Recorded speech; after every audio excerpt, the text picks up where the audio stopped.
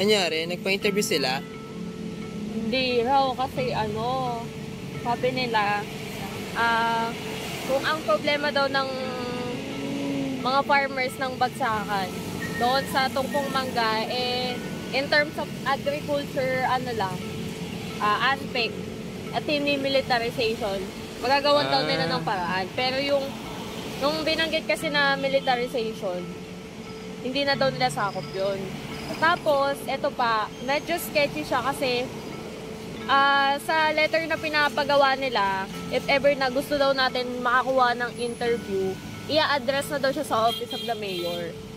Which is kanina, sabi, kung mag-interview sa city agricultural ng SJDM, ang sabi, pwede na daw siya i-address sa city admin. So, medyo nag-hesitate ako kasi, city mayor na siya i-address. And ang sabi, i-include sa letter yung data na nakuha natin sa Bagsakan Farm.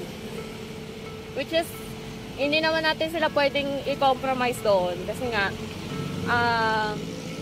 confidential at I don't think it's ethical na ilagay yung mga information na nakuha natin sa Bagsakan doon sa letter lang naman na hinihingi nila.